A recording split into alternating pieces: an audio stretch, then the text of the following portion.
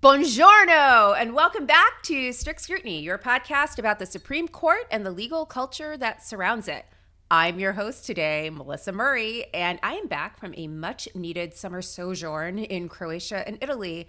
Yes, that is right, listeners. I am the Neil Gorsuch of this podcast because I had the most fantastico time in Dubrovnik and Rome, where I saw amazing art, ate amazing pasta, and regaled my friends with amazing tales of textualism and ice truckers. Just kidding about the last part. We never talked about the textualism. In fact, it was a vergogna, if you will. Very missed opportunity.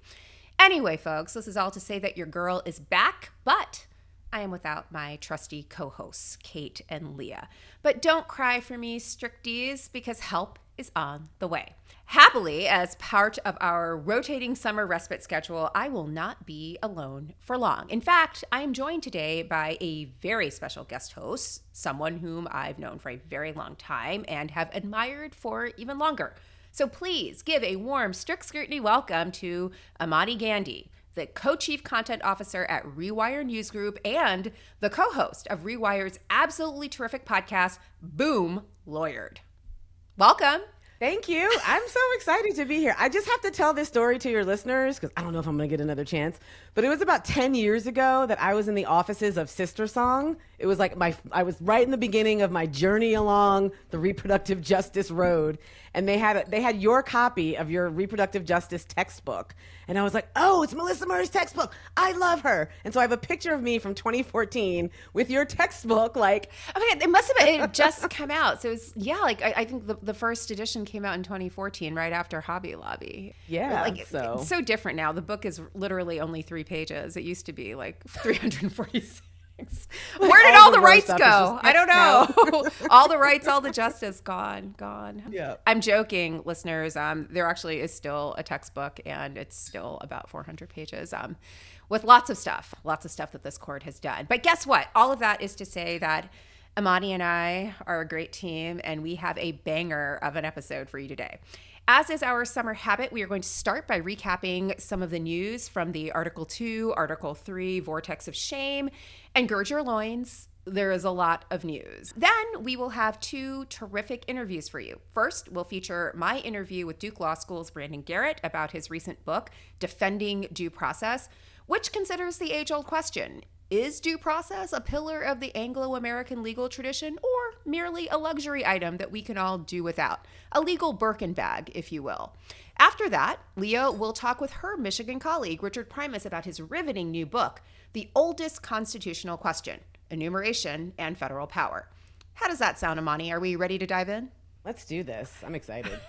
Let's get going. I'm slightly horrified because it's Donald Trump's America after all. Anyway, let's start with some breaking news. And it is breaking news for real, because we just got an opinion in JGG versus Trump. So these developments in this case continue to come fast and furious. It is the case concerning the deportation of Venezuelan migrants to El Salvador under the auspices of the Alien Enemies Act. That is that 1700s era wartime statute that is being used to deport migrants to a maximum security prison in El Salvador. And as you'll recall, listeners, in March, Judge Boasberg of the D.C. District Court ordered the Trump administration to turn around the planes that were heading to El Salvador and to return the Venezuelan migrants who were on those planes, because the administration says that they are members of the Venezuelan gang, Tren de Aragua, to return them back to the United States for proceedings that accord with the requirements of due process. The administration, as we know, did not heed that order.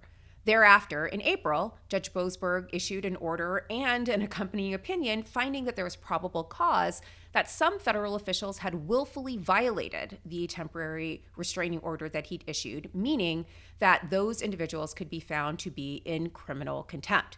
Boasberg offered the government an option to purge the putative contempt by asserting custody over the removed individuals or proposing other methods of complying with his order. And he also stated that if the government opted not to purge, it had to identify the executive branch officials who, being aware of the court's TRO, made the decision to persist in the deportations to El Salvador. Boasberg further stated that his next step would be, quote, to request that the contempt be prosecuted by an attorney for the government, and if the government declines or the interest of justice requires, that he would appoint another attorney to prosecute the contempt. So really strong measures from a judge who basically had it with people playing in his face. And then naturally, the administration took all of this personally. It appealed Boasberg's ruling to the D.C. Circuit, seeking an emergency stay of the order, or a writ of mandamus, terminating the criminal contempt proceedings. The circuit quickly issued an emergency stay and took some time to consider the mandamus request. And then last Friday, the D.C. Circuit issued a 2-1 ruling granting the government's motion for a writ of mandamus and excoriating Judge Boasberg for overstepping his authority. Now, the lineup should surprise exactly no one. The two judges in the majority were Greg Katsas and Naomi Rao, both of whom are Trump appointees, and then Judge Nina Pillard was in dissent, and she is a Obama appointee. That's right. Again, we got this on Friday just as we were about to tape this, so we are literally unpacking this in real time. The ruling was issued as an unsigned per curiam opinion, but both Judge Katsas and Judge Rao filed concurring opinions elaborating their positions. Judge Pillard also filed a dissenting opinion. And we haven't had a lot of time to unpack all three opinions, but I did go through them quickly, and I just have a couple of things that really stood out to me on this very quick cursory reading. First of all, Judge Rao really seems to think that the real problem here is district court judges, and as she writes, quote, "The order forces a co-equal branch to choose between capitulating to an unlawful judicial order and subjecting its officials to dubious prosecution." It's a very strange way of putting it, but please proceed. Your mileage may vary. This is incredibly wild, I think, especially in light of the fact that all of this is proceeding under the auspices of the Alien Enemies Act, which is a wartime statute, and no one has shown that it has any applicability during peacetime. So the idea that this is all plausible and fine and it's the judge who's being unlawful seems just, again, really wild and crazy. It is doubly wild, I think, in light of all of the public reporting on Erez Ruvani's whistleblower complaint. Erez Ruvani was one of the government's lawyers that was charged with presenting these materials to the courts. He was the one who dealt with the Abrego Garcia case in Judge Zenas' courtroom. He has said in many public statements in his whistleblower complaint that everyone was aware that Judge Boasberg wanted those planes turned around. And so the idea here that it's the judge that's the problem as opposed to DOJ officials is really interesting. You know, the whistleblower complaint alleges that DOJ officials were intent on completing the deportation despite what Judge Boasberg had ordered, and they basically had no qualms about giving the court the middle finger on this. So again, just absolutely wild in my view. Imani, what'd you think of the Katsas opinion? I mean, I thought the Rao opinion was out there, but what'd you think? I mean, Judge Katz's opinion is no better, right? It reads like magical thinking, which is to say it totally inverts and rereads the facts of the case and the government's interactions with the district court. Katsas writes that the government was not willfully defiant because Judge Boasberg never really asked them to turn the planes around, which... Okay, that part actually did make me laugh out loud. I was like he literally was like, turn the planes around. Like he literally was like, hey guys, turn these goddamn planes around.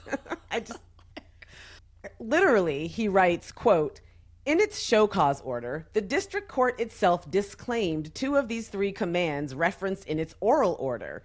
It stressed that it had never imposed any freestanding requirement to turn planes around, and it repeatedly denied having imposed any overarching requirements to return suspected Tren de Aragua members to the United States." You know what, Melissa? I'll have what he's having. Yeah, it's the good stuff, for sure. It's the good stuff. This reminded me of the proceedings before Judge Boasberg, where, you know, Judge Boasberg had issued this sort of oral order, and then the lawyers were like, well, you didn't put it in writing, so I wasn't sure that I was supposed to put, like, it just feels like it's the same move that the government lawyers were making before, only this time it's been translated into judge talk and now has been made part of the federal reporter. I mean, it is just absolutely wild, and I think shocking that it's coming from a member of the judiciary commenting on the work of a fellow judge.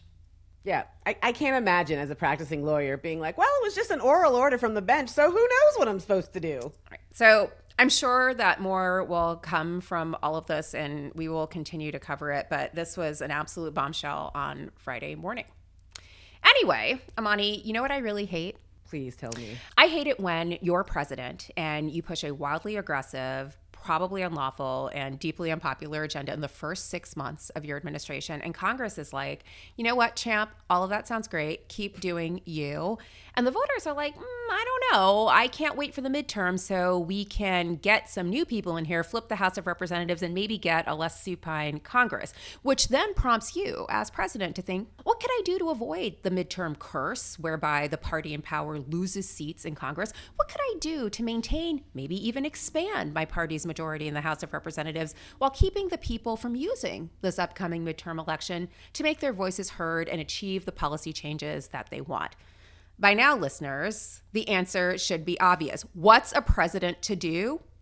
Maybe engage in a little off-cycle non-census redistricting among friends, or, if your mileage varies, a little light anti-democracy among friends. So again, if you are the president, you might, in these circumstances, prevail upon the pliant governor of Texas, for example, and ask him to draw some new districting maps in order to find you, the president, 5 new congressional seats, enough seats to hold and even expand your House majority. And even though this is wildly unorthodox because we just did a census, the pliant governor here, Governor Greg Abbott of Texas, is fully on board. He is like, yes, sir, may I have another? No problem. Would you like fries with that? And here we are in the middle of Texas's new ploy to redistrict the state and give Donald Trump new seats and maybe even more authority in the House of Representatives to push his agenda into the remaining time in office. Yeah, it's great. It's really great. But let me add some It's a additional good plan. context It's a good here. plan. It's a fantastic plan. It's a good plan. When Strong. Donald Trump came into office in January 2020, the House Republicans had the smallest majority ever seen in Congress in the last 100 years. And it was a problem. So And it was a problem for them. Like, not a huge problem, but a problem. But a bit of a problem. A little bit. Not only are the Democrats in striking distance to flip the House in the midterms, even if the GOP maintained control of the chamber, a thin majority like the one that they had in the 119th Congress makes it hard to be as aggressive as the president and handmade Speaker Mike Johnson want to be. For example, the Republicans had a lot of trouble getting the big, beautiful bill through the House because of the narrow GOP majority. No, like all you need is like Chip Roy saying, asking questions, and all of a sudden you're in deep trouble. So it makes sense that they want to expand their majority. So it's easier to pass new regulations on cryptocurrency, which they had a lot of trouble doing with this thin majority in the House. The big, beautiful bill would have gone through faster, maybe would have sounded less porny if like they'd had more of a majority to pass it. Who knows?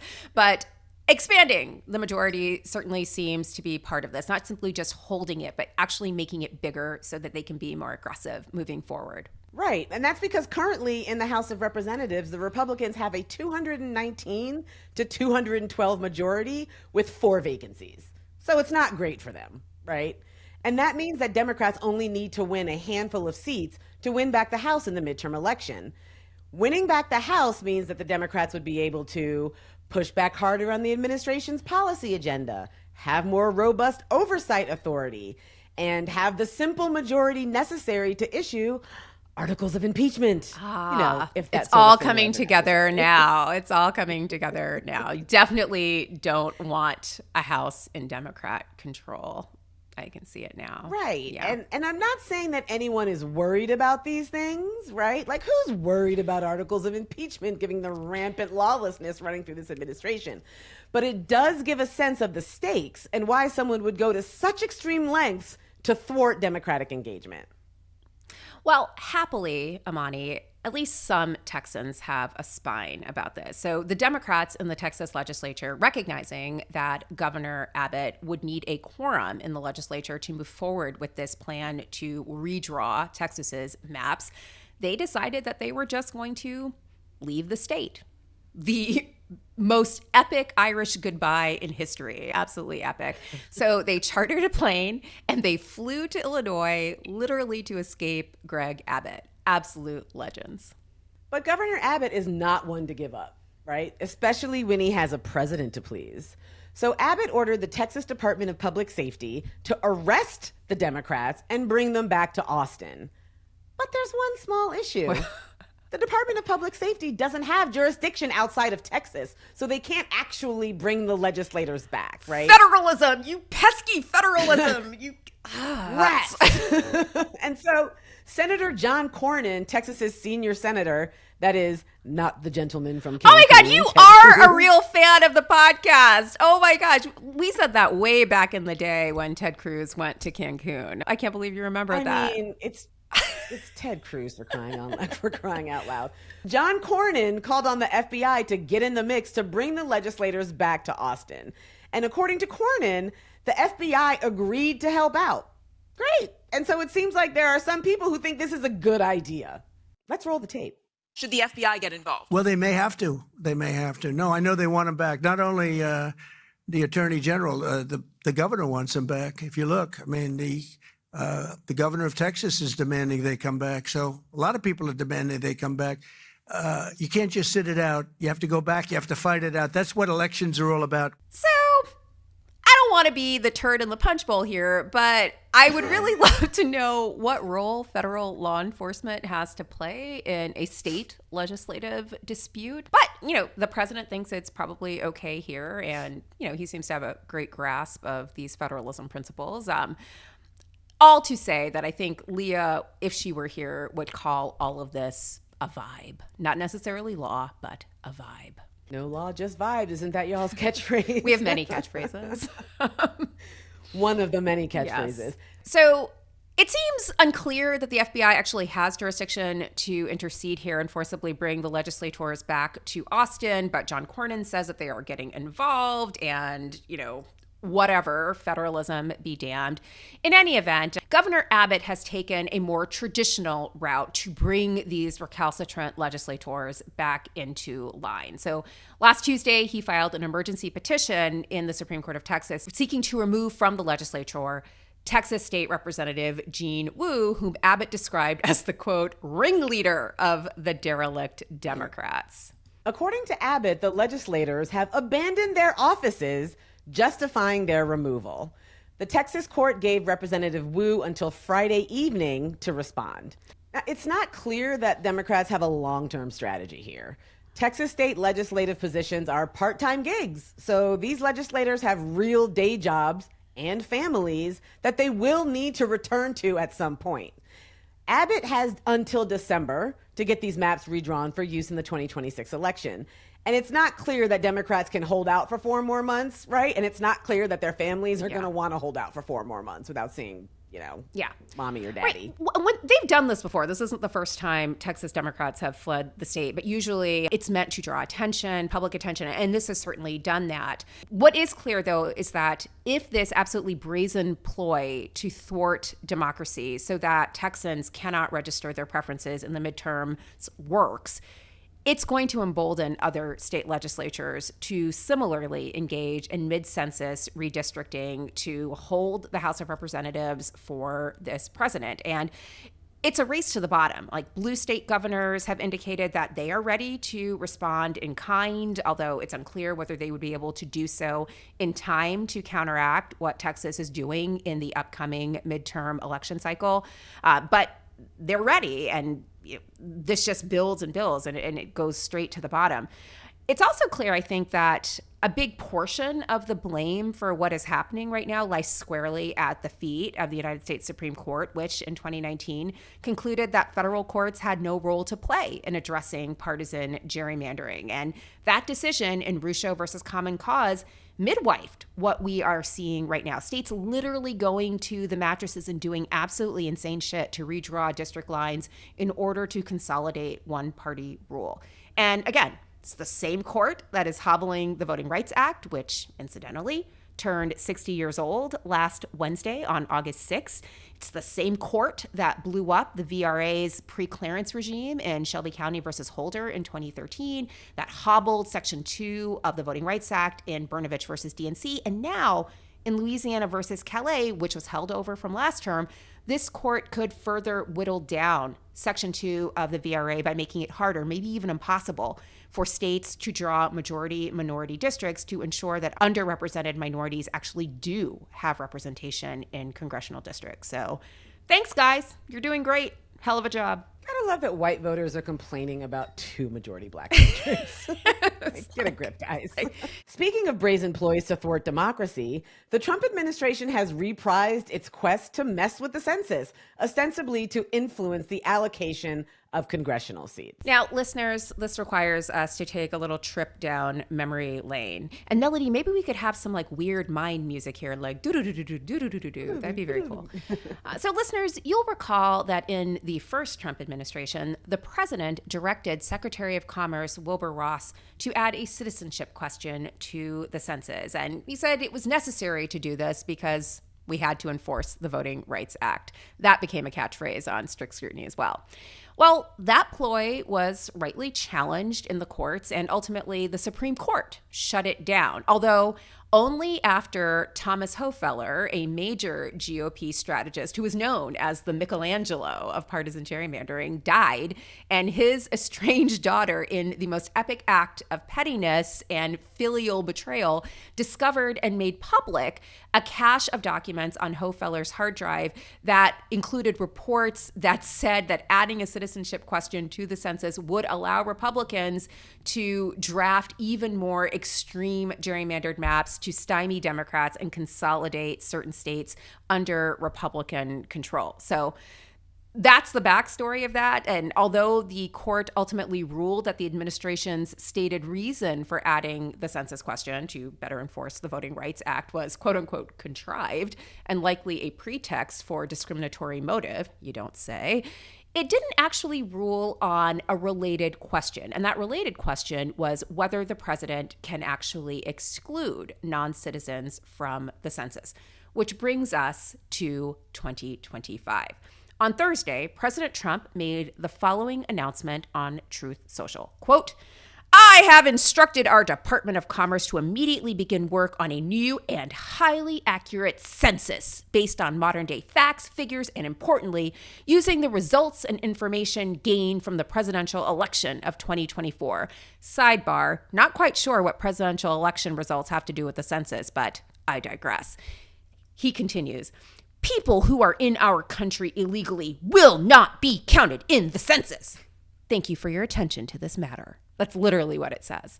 But what is clear is that a census that excluded non-citizens would violate Section 2 of the 14th Amendment, which requires the, quote, whole number of persons in each state to be included in census data used to determine how presidents and members of Congress are elected. It also seems likely that the president taking unilateral action to change the census would violate the separation of powers. Article 1 of the Constitution empowers Congress, not the president, to carry out the, quote, actual enumeration of the country's population in, quote, such manner as they shall by law direct. And in Title 13 of the U.S. Code, Congress directs the Secretary of Commerce to follow a once-a-decade census schedule. So what you're saying here, Imani, is that the 14th Amendment is like, you got to count everyone, and Article 1 is like, also Congress plays a role here. You just don't get to do this unilaterally. And the president's like, Constitution, I don't even know her. Like, what's that? Pretty much. Yeah. Yeah. Yeah, 14th Amendment? Well, I mean, it's getting a major assist from the court in like completely undermining and whittling away the 14th Amendment, but we digress. In any event, listeners, it's unclear whether the president wants to change the 2030 census or whether this is about a mid-census headcount, like between two censuses, and whether this shift will have real effects on how we think about congressional apportionment or whether it's just, again, a headcount. So I think what is clear, though, is we shouldn't look at this as a disaggregated effort, but rather should think about it in tandem with what is happening in Texas right now in this effort to redistrict that state and maybe other states in advance of the midterm elections. This is all about trying to redraw these lines, redraw these districts, and consolidate control in both state legislatures and in Congress. You want to know what else is going on here? I want to hear about how the administration is burning birth control rather than sending it to needy people in Africa? Yeah, tell me about it. That's happening. Let's go. The dismantling of USAID has had serious consequences for global aid efforts. And now the New York Times is reporting that the Trump administration is using the destruction of USAID to kill two birds with one stone. That's efficiency. That's efficiency right there. That is very Doge. efficient. Somebody call Elon Musk. Doge. Apparently, it's not enough to abruptly end global aid to developing countries. You have to really stick it to women around the world while doing it. The New York Times is reporting that the administration plans to incinerate over $19 million worth of contraception that was stockpiled in Belgium for distribution to third world countries under the USAID program. $19 million. Just like burning it? You heard that right. Just like literally setting it on fire. Just legitimately setting it on fire. Rather than selling the contraceptives to NGOs that are willing to take these materials off our hands, the United States would prefer to set these materials on fire, ablaze, because we're ending government waste, apparently. Wow. So according to the New York Times, quote, it is not clear why the government would not sell or donate the contraceptives. The department, in its statement, referred to policies preventing the U.S. government from providing aid to overseas non-governmental organizations, NGOs, that provide or help with access to abortions based on a rule that the Trump administration reinstated. That rule is what's known as the Global Gag Rule or the Mexico City policy, which is a U.S. government policy that restricts foreign NGOs receiving U.S. global health assistance from performing or promoting abortion as a method of family planning, even with their own non-U.S. funding. Now, if you're wondering what on earth might the Mexico City policy global gag rule, which deals with abortion, have to do with stockpiles of contraception, you are asking exactly the right question. So, Imani, I'm not quite understanding how all of this fits together. So please tell me how burning contraception helps limit the spread of abortion across the world. I mean, before I get into that, I think we need to talk about the fact that there's not a better metaphor for this flaming dumpster fire of an administration's priorities than literally setting birth control on fire. Diaphragms right? ablaze. But we have, right, ablaze. Flaming morenas everywhere. Flaming morenas. That sounds like a shot that you would It is have a at good bar. cocktail, right? I'd like a flaming morena. So, but let's be clear. This is obviously not about ending government waste. This is about punishing women and people capable of becoming pregnant. This is about letting ideology override science and basic human decency. Because when you're so committed to controlling people's reproductive lives that you would rather incinerate millions of dollars worth of contraception than dispatch it to people who desperately need it, that's really just performative cruelty. Because there's no reason why he doesn't just hand over all the contraception to Jared Kushner and just let him sell it. You know, put another $19 million back into his pocket. Allegedly. No, Allegedly. Allegedly. And you are absolutely right to tie this to the global gag rule, which has been proven over and over again to increase abortion rates and maternal mortality. So if this were truly about reducing abortion, the data just doesn't support these kinds of measures. But we both know it's never been about reducing abortion, right? It's about punishing people, especially poor brown and black people, for having sex, for trying to live lives on their own terms, for wanting control over their futures. And to be very clear, back to your original point, like how does any of this have to do with abortion? All of this is undergirded by right-wing junk science that insists that certain forms of contraception are actually abortifacients. To be clear, birth control pills are not abortifacients. IUDs, flaming morenas are not abortifacients, right? Emergency contraception is not an abortion. But conservatives have been running a decades-long propaganda campaign to conflate contraception with abortion so they can attack both at the same time. because in their view, a fertilized egg is a person, right? And if a contraceptive prevents that person from being implanted into the uterus, then that contraceptive caused an abortion, right? And this isn't an accident that they're using this junk science. It's a strategy for creeping fetal personhood. That is actually really efficient. You can strike a blow at global aid, you can strike a blow at reproductive rights, and you can make the push for fetal personhood all in one fell swoop. Burn it to the ground. Yeah, and you can also own the libs, which is really like the driving force of most of what they do.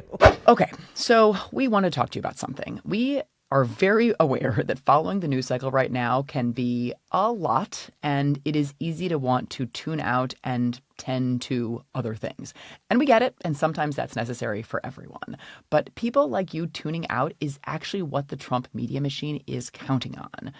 On Strict Scrutiny, we try to bring you important, necessary information about the Supreme Court, about the legal landscape, about how the conservative justices are enabling the Trump administration's reign of terror against the federal government and all of us. And subscribing to our YouTube channel means that you won't miss an episode, so you won't miss learning about all of that. And it also helps more people find our show. So please subscribe to Strict Scrutiny on YouTube. You can keep listening to us in your ear holes, but the subscription matters a great deal. Strict Scrutiny is brought to you by Americans United for Separation of Church and State.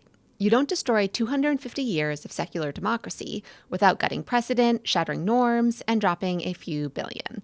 The same people and groups that backed Project 2025 are part of a larger shadow network that's relentlessly pushing to impose a Christian nationalist agenda on our laws and lives. Church-state separation is the bulwark blocking their agenda. One of the last bastions of church-state separation is our public school system. So they're pushing vouchers everywhere. They're arguing for religious public schools. Yes, you heard that right, religious public schools at the Supreme Court in a case we've talked about on the podcast. And honestly, probably in another Supreme Court case soon. If you're listening to us, you're seeing the writing on the wall. We must fight back. Join Americans United for Separation of Church and State and their growing movement, because church-state separation protects us all. Learn more and get involved at au.org/crooked. Strict Scrutiny is brought to you by ZBiotics Pre-Alcohol. Let me tell you, if there's a surefire way to wake up feeling vacation fresh after drinks with friends, it's with pre-alcohol. ZBiotics Pre-Alcohol Probiotic Drink is the world's first genetically engineered probiotic. It was invented by PhD scientists to tackle rough mornings after drinking. Here's how it works. When you drink, alcohol gets converted into a toxic byproduct in the gut. It's a buildup of this byproduct, not dehydration, that's to blame for rough days after drinking. Pre-alcohol produces an enzyme to break this byproduct down. Just remember to make pre-alcohol your first drink of the night, drink responsibly, and you'll feel your best tomorrow. Every time I have pre-alcohol before drinks, I notice a difference the next day. Even after a night out, I can confidently plan on getting up the next day for a long swim without worry. I decided to sign up for a long open water swim, so I need all the practice in yards I can get. Look, I won't lie, I was a bit on the fence about pre-alcohol initially, but then while hanging out with the PSA boys at their live show in Ann Arbor last fall, I gave it a shot. And believe me, it's the real deal. The final days of summer are here for you to enjoy. Whether you're heading to the beach, camping in the woods, or squeezing in one last vacation road trip, don't forget to bring ZBiotics Pre-Alcohol Probiotic Drink. Drink a pre-alcohol before drinking and enjoy every day of summer to the fullest. Go to zbiotics.com/strict to learn more and get 15% off your first order when you use Strict at checkout. ZBiotics is backed with 100% money-back guarantee. So if you are unsatisfied for any reason, they'll refund your money, no questions asked. Remember to head to zbiotics.com/strict and use the code STRICT at checkout for 15% off. What's that I hear, Imani? I think it's the sound of America getting healthier. No. Oh, sure. Nope. It's just Secretary Raw Milk / Baby Bear Carcass canceling existing government contracts to develop RNA vaccines. So just a reminder that actual scientists, not brainworm hosts, agree that mRNA vaccines are the best line of defense in a pandemic because not only are they effective, they can be developed really quickly, allowing you to respond in real time to whatever the pandemic issue is and to respond to any mutations in the disease as they arise. Well, remember how much fun the last pandemic was?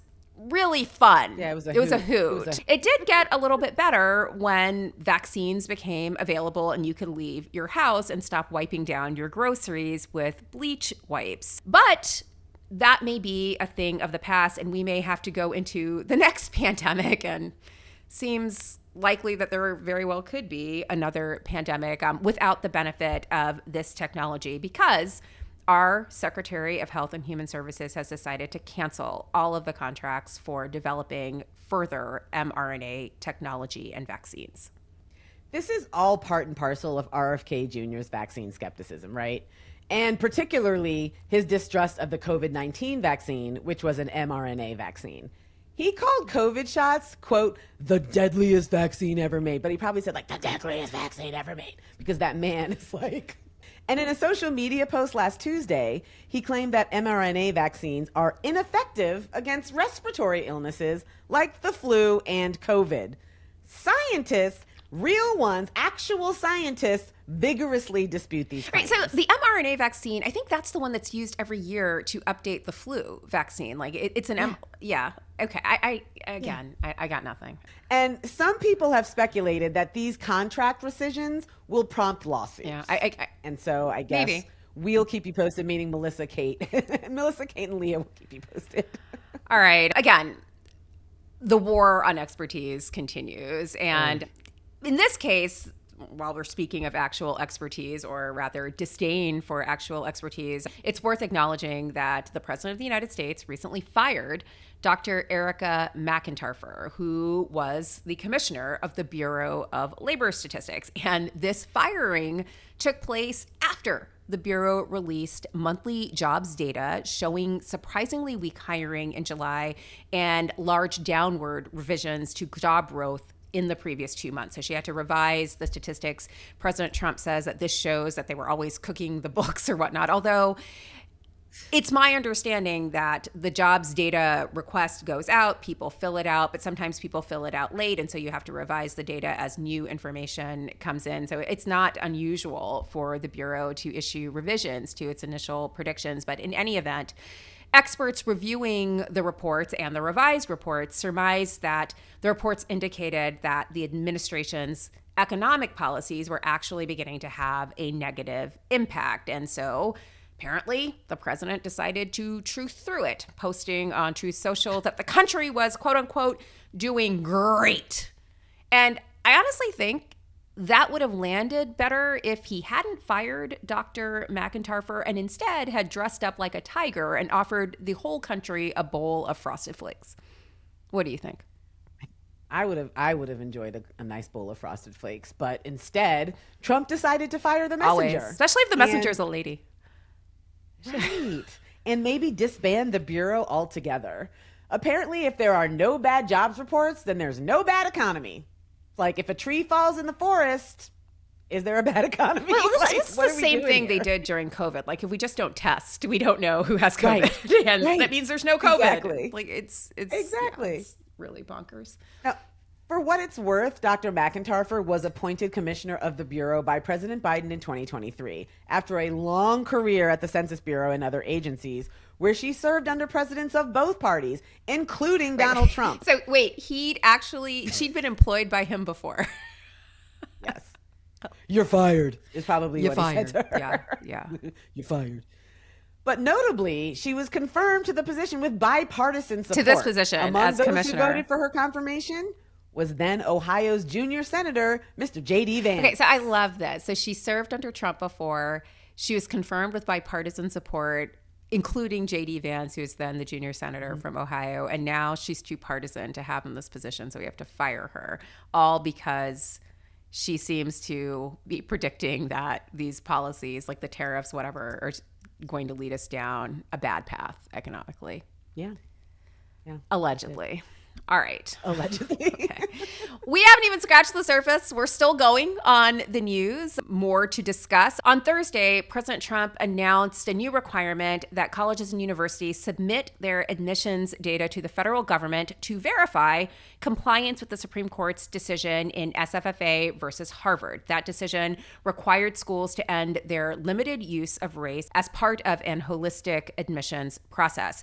The government now is also requiring Secretary of Education, Ms. Education, Linda McMahon, to increase the number of accuracy checks on the data that universities submit and to take action against any university that submits untimely or inaccurate data.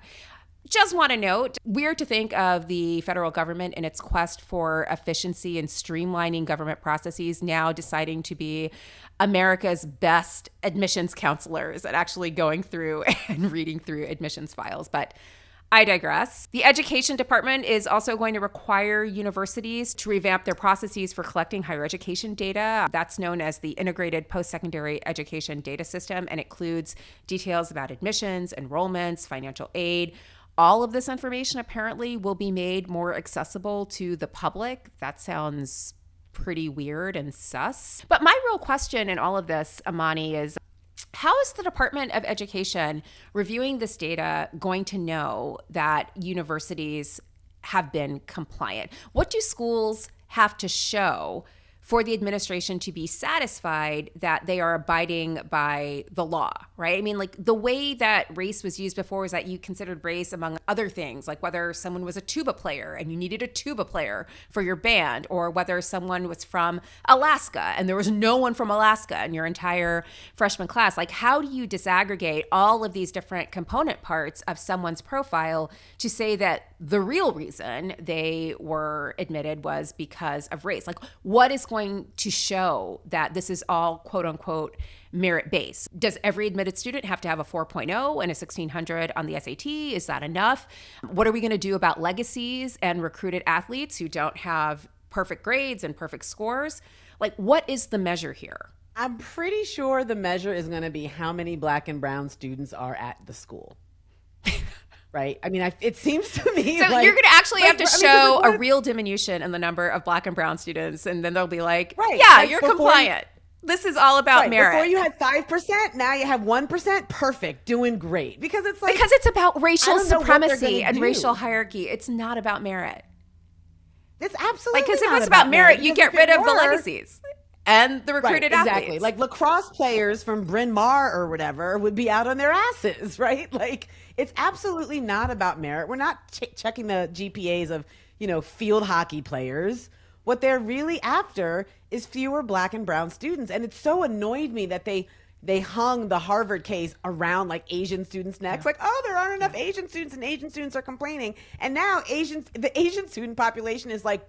Well, I mean, to be clear here, the government's intervention in this arena is predicated on the fact that the government disperses federal funding to these colleges. So as a condition for receiving these funds, they now have to submit to this regime. But I mean, it's a real question about academic freedom, a real question about how universities choose to cobble together their classes, like what they're looking for, what values they're trying to pursue. And again, I think you're right. We're going to see real changes in what colleges and universities look like, again, as they seek to show compliance with a metric that I don't think is really about metrics. It's really not. It's really not. It's about fewer Black students, fewer brown students, more legacies, more athletes. Well, also, this is interesting. Linda McMahon said that this will now assure everyone that, quote, aspiring students are being judged solely on their merits, not their race or their sex. And is this going to mean that all colleges are going to be like predominantly female now? Because the data shows that women applicants are much better positioned for entry and admissions than their male counterparts. And in fact, there was a story in the New York Times after the SFFA decision that talked about how, men were so, like male candidates were so hotly desired by the colleges that schools like Wesleyan were actually creating football teams so that they could recruit men where they'd never had these before. So, if we're doing this purely on merit, I guess all the ladies are going to be going to college and maybe the men won't. You think that's what they have in mind? I feel like white ladies, this is your time to shine. Just get in there and go to the best Ivy League school that you can. Something tells me that's not what they're seeking. Something tells me that's not quite what they're seeking. I don't think that's what they're seeking. And honestly, in my view, I really think that people should be judged on race and sex, right? Like if you look at how Brazil has done their affirmative action program, they actually they had quotas and they left open spaces for Afro-Brazilians based on the slave trade. And now the schools in Brazil are very diverse. There's none of that, oh, but they're affirmative action babies and they're going to be stigmatized. The people who had spaces held for them actually did as well or better than like the more elite students. So it's really just this country's just refusal to divest from white supremacy, and also its refusal to give Black people any sort of reparations, even if it means, hey, go to school. It's okay. We're not going to kick you out. All right. We still have some more news. There's just never ending here. Do we get a drink break? I really do wish we could have a cocktail, like a mid-news cocktail, but let's continue. Okay. Last Thursday, a federal judge temporarily enjoined the administration's efforts to build an immigration detention center in the Florida Everglades. And conservation groups and the Miccosukee tribe sued Florida and the federal government on June 27th, 4 days after Florida began setting up what Governor Ron DeSantis called a, quote, makeshift detention center located right next to the Everglades National Park and within the Big Cypress National Preserve. And if you're not from Florida, as I am, you won't know, but these are two environmentally sensitive areas within the state where there are some endangered species, lots of plant life that people want to preserve. In any event, within days, a tent facility that would house 3,000 detainees was erected, and the governor insisted that the facility was temporary and that the Everglades would simply grow over it once the site was eventually decommissioned. So there wouldn't actually be a negative environmental impact. I guess that seems like weird science, but okay. And all to say, though, that Governor DeSantis in the state of Florida seem really eager to assist the Department of Homeland Security in detaining immigrants. And there's actually plans to open another detention facility in North Florida. But at least for now, a federal judge has paused the administration's efforts to continue developing Alligator Alcatraz while she has an opportunity to have a hearing on what the environmental impact would be, both for the state and the affected interests, including the tribal interests here. And now for the story that will not die, no matter how much the administration tries to distract us with Sydney Sweeney commercials. L'affaire Epstein. No, I can't do this anymore. Are we still doing this? It's just the story that won't die. I think now we sound like Donald Trump. It's a story that won't die. It was Obama and then the Clintons, and it was probably Andrew Cuomo and that Anthony Weiner guy. It was all those people. It wasn't me. If you've been watching the news coverage of Representative Mike Flood's town halls in Nebraska, you know that folks want transparency on the Epstein saga. Take a listen to this. Why are you covering up the Epstein files? Well, it seems that House Republicans are going to give the people exactly what they want, sort of. Last week, House Oversight Committee Chairman James Comer, who's a representative from Kentucky, formally issued a subpoena to the Department of Justice to release the files. And this was 2 weeks after a House subcommittee voted to compel the DOJ to do so. So as some people noted, Comer's subpoena was sort of pro forma. He had to do it, but he did it. So there we are. So in addition to the demand for the Epstein files, Chairman Comer also subpoenaed documents or testimony from several high-profile figures who had either investigated or associated with Epstein in the past. And the list includes Bill and Hillary Clinton, Merrick Garland, Jim Comey, Robert Mueller, Jeff Sessions, Bilbo Bigot, why is he in there? Alberto Gonzalez, and Bill Barr. Curiously, the subpoena did not seek the testimony of Alex Acosta, the one-time U.S. attorney in the Southern District of Florida, who, according to a 2020 DOJ report, quote, made the pivotal decision to resolve the federal investigation by having Epstein plead guilty to state charges and laid the foundation for Epstein to enter into a non-prosecution agreement. Not gonna lie, seems like a weird omission. If we're bringing in all the people who are relevant here or simply had government positions in a period of time, might have included him. Just a little bit. One would think. Notably, Alex Acosta also served as Secretary of Labor in the first Trump administration, although he resigned from that position in July 2019 amidst persistent questions about his handling of the Epstein case when he was the U.S. Attorney in Miami. The subpoena that was issued to the Department of Justice sets an August 19th deadline for the department to hand over its records on Epstein and Ghislaine Maxwell, that is Epstein's imprisoned associate. So I guess we will see what will come from all of this. I'm sure it will be total and complete transparency. Oh, 100%. We're going to find everything out about Epstein and Ghislaine Maxwell. 100%. Okay. All right. That was a lot of news. And we didn't even have time to cover the TikTok Calico Critters copyright lawsuit, which is wild. And honestly, listeners, you've got to look that one up. What's up ahead for us, though? So having covered all that news, we've got good stuff for you now. We ate the vegetables. Now it's time for dessert. So right up next, listeners, is my conversation with Duke Law professor Brandon Garrett about his recent book, Defending Due Process. Stay tuned.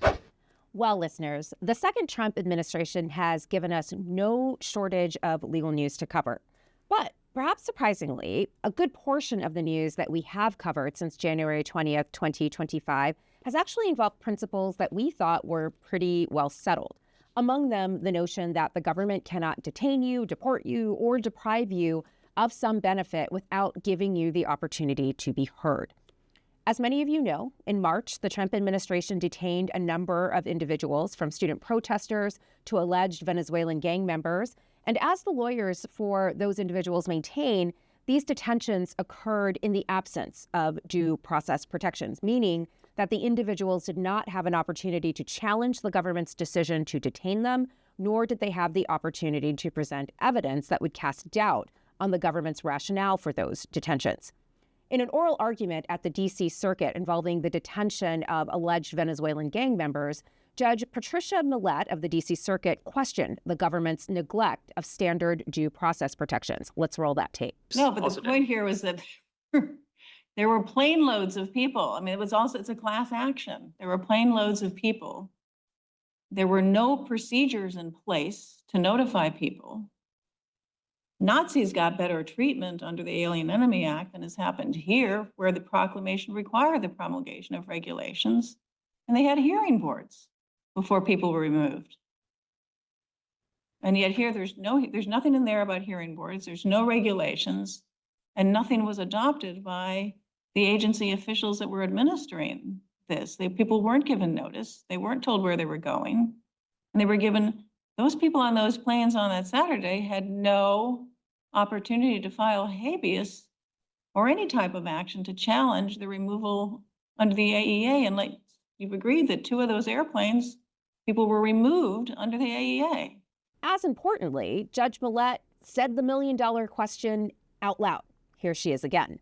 The question is whether the implementation of this proclamation without any process to determine whether people qualify under it.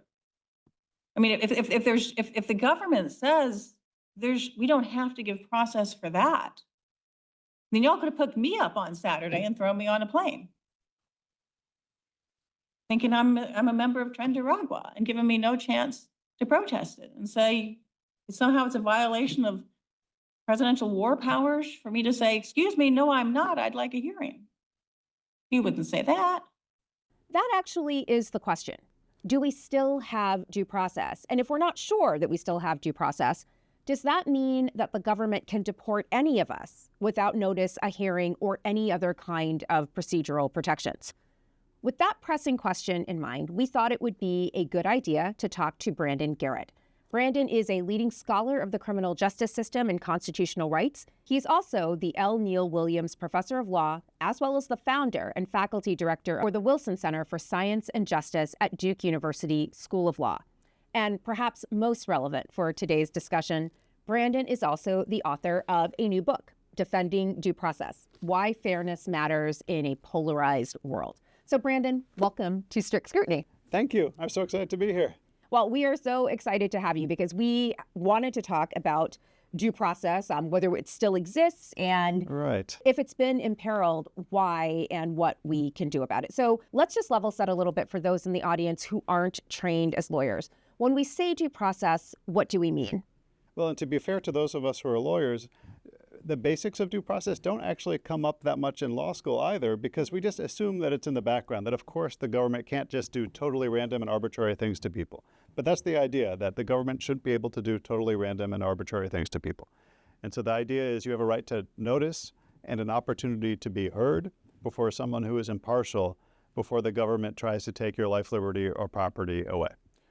And a big part of the Constitution, namely the Bill of Rights, is actually principally preoccupied with the whole notion of due process. So there is an actual due process clause in the Fifth Amendment, but a number of the other provisions in the Bill of Rights, those are the first 10 amendments to the Constitution, concern questions of due process. So there's the Fourth Amendment, prohibition on search and seizure, has real due process elements to it.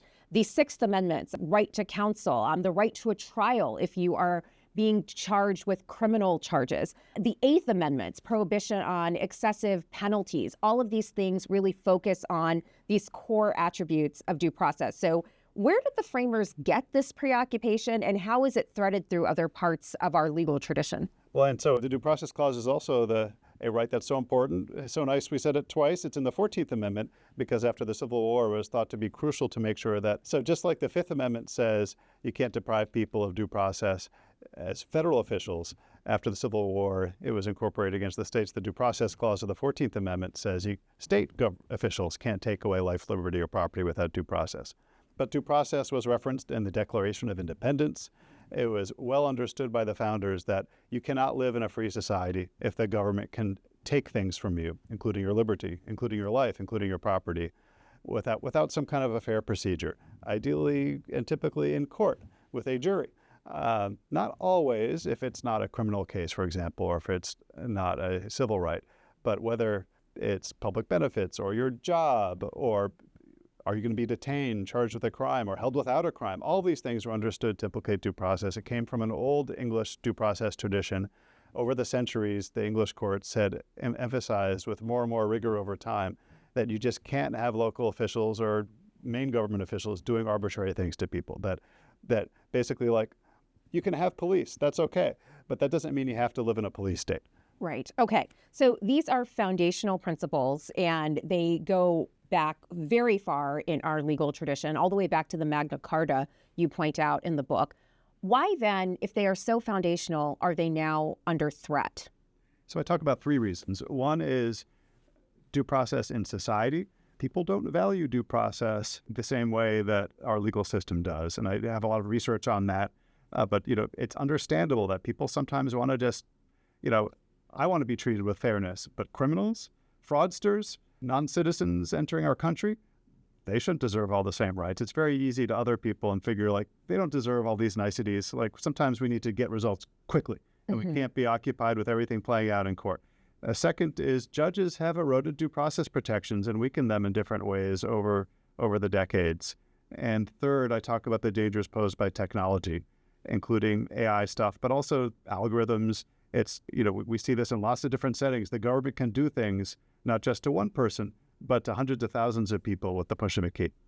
So one notion that you bring up repeatedly in the book is this idea of what's known as Blackstone's ratio. Yes. And this is the idea that it is better for 10 guilty men to go free than for a single innocent person to be wrongfully charged and convicted.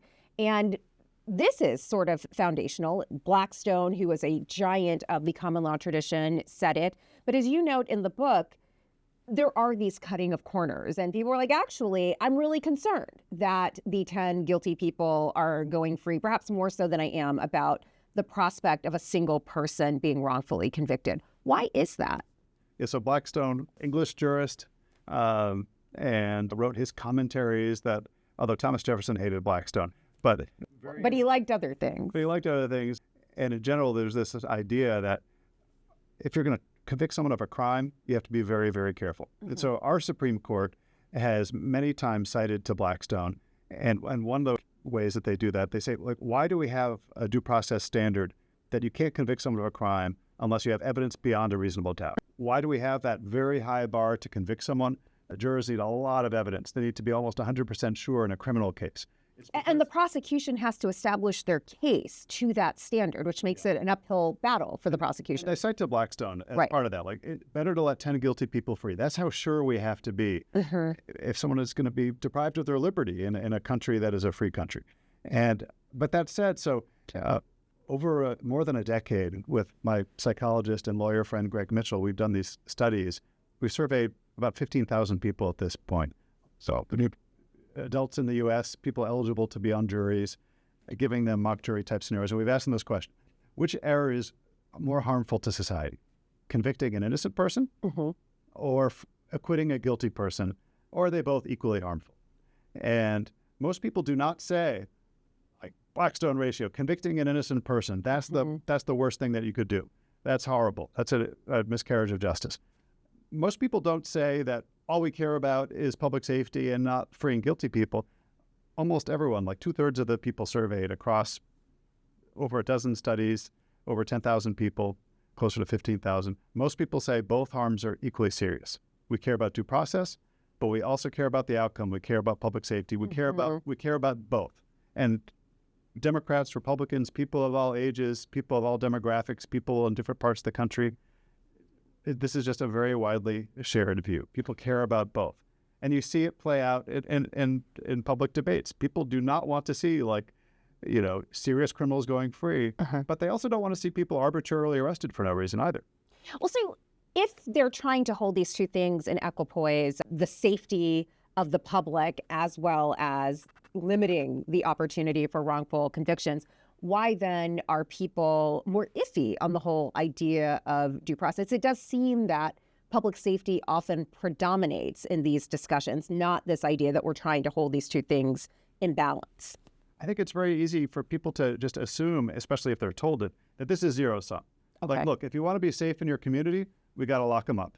And if we don't lock them up, then you'll be unsafe. So if someone comes on TV and tells you that they're sending not their best people, they're sending the rapists, the criminals, you might legitimately think that individuals from other countries pose a threat to public safety, and you might be willing to cut some corners on due process for those individuals. I think people view it differently if they're told, oh, by the way, if you convict an innocent person, not only is that horribly unfair to that innocent person, but the guilty person now can act with impunity. They know they're never going to get punished. It's actually both bad things just happened. You've harmed public safety and you've harmed someone's rights in a horrible way. It's not zero sum.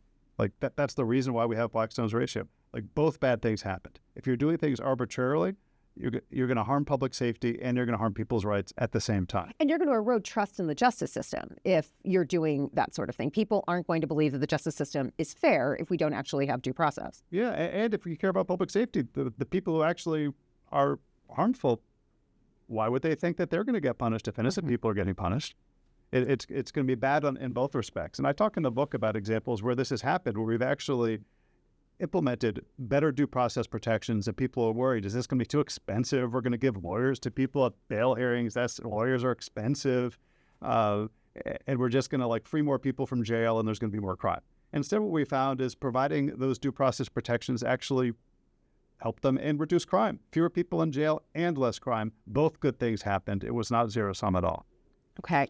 You mentioned bail very briefly. I want to come back to the whole question of cash bail, as well as the broader apparatus of fines and fees that often occur in the context of civil kinds of charges. They're not criminal necessarily. They're just sort of like traffic tickets or parking tickets or things like that, as you note in the book, have real consequences for due process. And this actually has been an issue that has gained a lot of traction over the last couple of years. In the book, you mentioned the case of Damian Stinney, who was a Virginia man who was literally so overwhelmed by the fact of a number of parking tickets that just sort of increased and escalated and basically made it impossible for him to have a driver's license, made it impossible for him to have a job, keep a job, all of these things.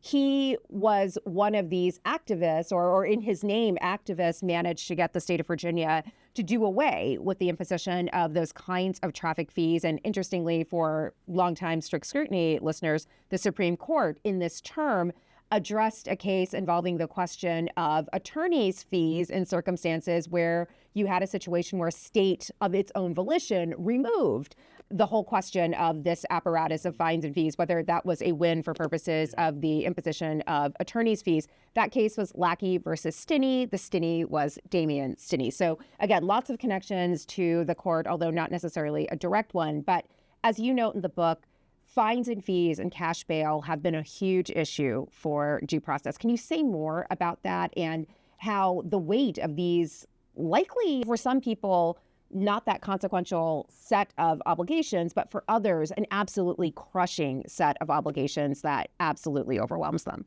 Well, just like we can have public safety, we can have police without living in a police state. We can have prisons, and we can sometimes, jail people for committing crimes without having debtors' prisons, without putting people in jail or in prison just because they're too poor to pay. And it had been the case that in almost every state, if you couldn't pay a traffic ticket, failure to comply, your license is taken away indefinitely. There have been a number of different jurisdictions around the country where people who couldn't pay the fees for probation supervision. You have to pay for your own supervision. You don't pay the fees, back in jail. And the Supreme Court has said from time to time over the years that, wait a minute, no, someone should not be deprived of liberty just because they're too poor to pay. Like, you have to do an inquiry. But these systems seem to metastasize. People like Damian Stinney they can't afford their own lawyers. If they couldn't afford a $70 traffic ticket, they can't hire a lawyer. Right. So unless a civil rights firm steps in and helps them, these things will go on. And local governments seem to think sometimes that, we're going to make a lot more money off of these tickets if we have a big stick. If people have to pay their tickets, they have to borrow, they'll do anything to pay the ticket, because otherwise we're going to take their driver's license away forever. In many states, even so serious DUI, serious, vehicular manslaughter, your license will be taken away as a punishment for a year or 6 months. But if you can't pay $70 for a ticket, indefinitely. Many courts have not viewed this the way that the court did in Virginia, which led to that law being struck down under due process, and then the legislature got rid of it. Some courts have taken this very formalistic approach, and we need the Supreme Court to step in and do something about this. Some courts have said, well, if in theory on paper there's a way to ask the judge to consider your poverty, even if judges never ask those questions, never tell anyone of those rights, no one ever is told of the due process. If it's on paper, maybe that's good enough for procedural due process. And that's another reason why these systems have exploded around the country. In my state of North Carolina, more than 1 out of 10 adult drivers have an indefinitely suspended driver's license. Wow. Just huge numbers. In some communities, 50% of adult drivers don't have a license. Another focus of the book is the role that technology can play in cultivating the conditions under which due process might be curtailed. Can you say a little bit more about technology? And in particular, how do you think AI is going to shape the field and this whole question of due process in conjunction with algorithmic justice? Yeah, so we're hearing more and more calls to improve government by bringing in AI so that we can detect fraud or detect dangers. But there's a history of that, and it hasn't gone well. And there have been due process cases which have exposed some of the problems with AI, which is black box, meaning we don't know how it works. The developers themselves may not know how it works. A lot of people assume because AI can be useful, and many people have played around with ChatGPT, and wow, the machine seems pretty smart. That machines can detect patterns that we can't, which is true. And so we should use AI, it's valuable. But they're just terrifying cases where off-the-shelf systems were used. They're currently being used in facial recognition. They've been used to demote or fire teachers. They've been used to flag people and take away their health care. And if the system is a black box and no one knows how the developer did it, then even the developer may not know how their machine came up with its code. Then how do you know why was your health care shut off? You're at the hospital and all of a sudden you get a $15,000 bill. Well, the computer flagged you.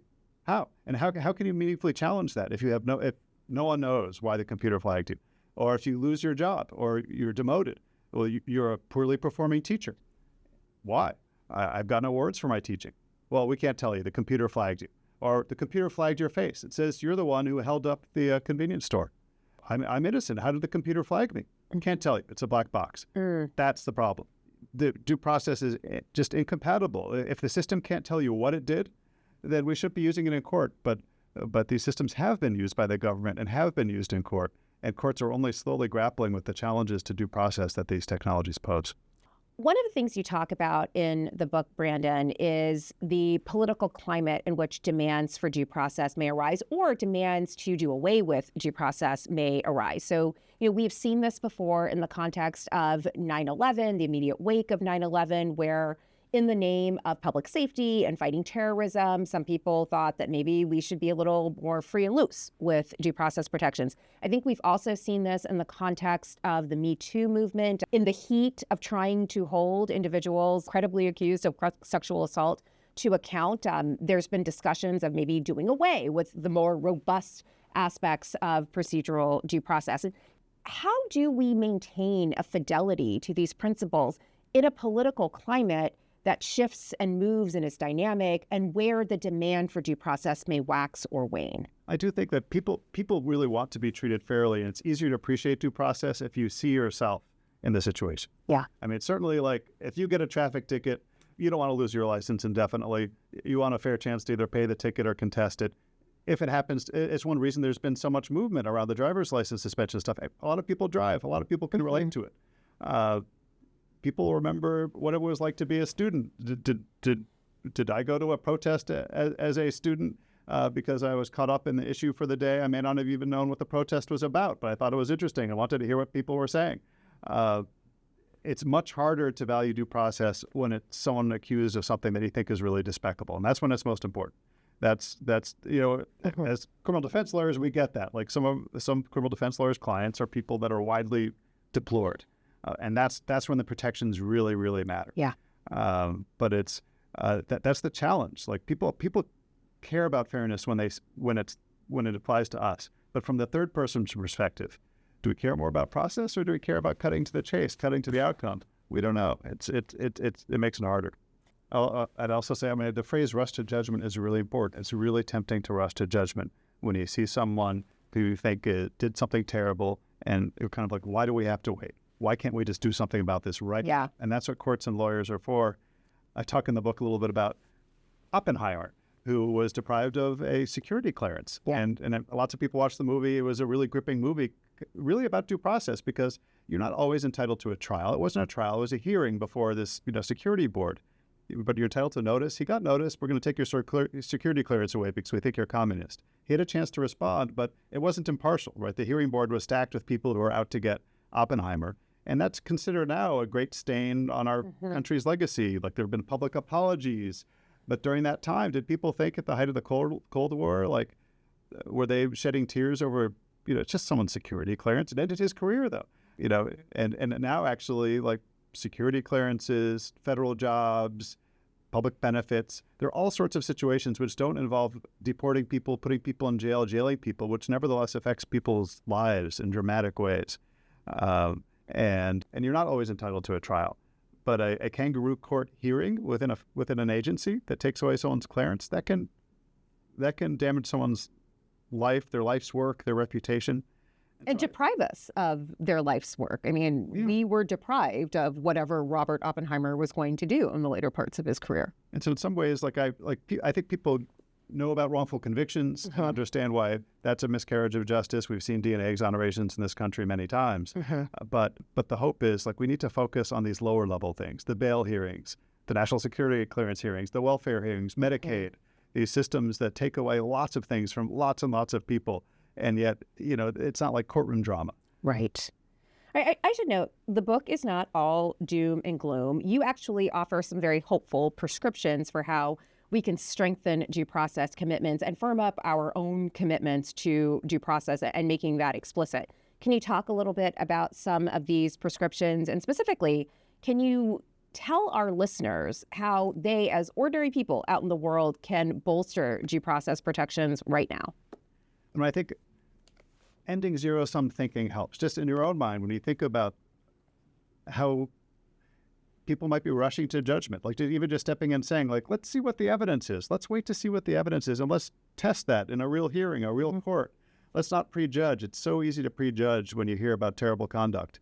Insisting on due process in your own personal life is a good thing, and it might cause you to listen to people you disagree with more. But there's also the zero-sum thinking where, we shouldn't be paying for trials for lawyers. It's too costly. We need results. in this day and age. In fact, we need technology. Let's just let AI decide who committed fraud or who should be put in jail based on their risk, or let AI decide if that's the person's face.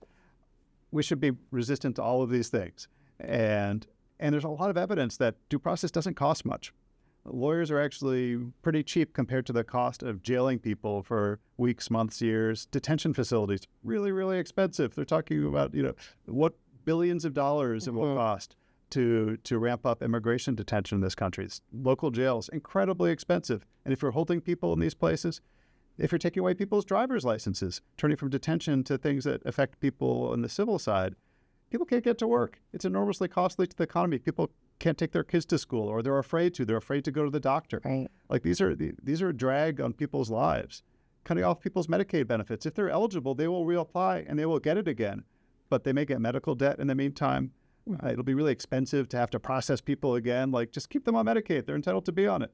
So we shouldn't be spending money on violating people's due process rights. It's costly. It's unfair. And we can be a better society if we dig into fairness. I hope, I feel like we've learned those lessons the hard way many times before, and we may be about to learn them again. All right. Excellence over efficiency, or undue efficiency. Yeah, the process really does matter. And the process may be technical, may sound technical. Notice, opportunity to be heard. But this is about giving people a fair shake before the government does something to them. I think that is something that we can all relate to. All right. Brandon, Garrett, the book is terrific. It is urgent, and it is both maddening and hopeful. So thank you so much for the opportunity to talk about it. The book is called Defending Due Process: Why Fairness Matters in a Polarized World. It is timely, important, and most importantly, it is available wherever you get your great reads. So hop down there and get one today. Thank you. Thank you. Thanks so much to Brandon Garrett for that terrific conversation. Lots to think about in a moment where due process has never been more important and more urgent. Just after this set of commercials, we're going to have another fantastic book conversation. This time, Leah is going to be speaking with her Michigan colleague, Richard Primus, about his fascinating new book, The Oldest Constitutional Question, Enumeration and Federal Power. That is up next. Strict Scrutiny is brought to you by Stamps.com.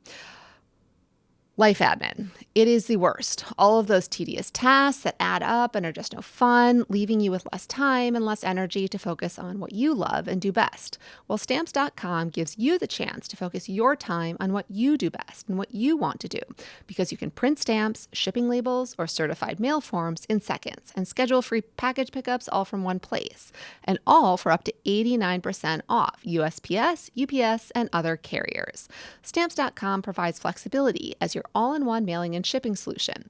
You can take care of mailing and shipping wherever you are, even on the go, with the Stamps.com mobile app. All you need is a computer and a printer. They even send you a free scale.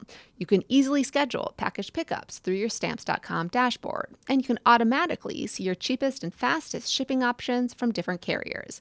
This is really helpful when, for example, you are sending out books for people to read, or thank you mugs and t-shirts for people who read your book and help promote it, hypothetically. And I can do all of those things with Stamps.com without it turning into 1,000,001 different errands. Don't waste time worrying about being a postage expert or standing in line to drop off letters and packages. Let Stamps.com do what they do best so you can do what you do better. Go to Stamps.com/strict to sign up for a special offer. No contract, cancel anytime. That's Stamps.com/strict. Strict Scrutiny is brought to you by Cook Unity. Okay, as you know, I got back from an amazing vacation in the Greek islands, and part of what was so amazing about it was the food. Their tomato and egg and onion breakfast situation and fava bean spread and fresh fish at dinner were to die for. And while they might not have whole red snapper off the grill, Cook Unity's renowned chefs make some pretty craveable, delightful items too.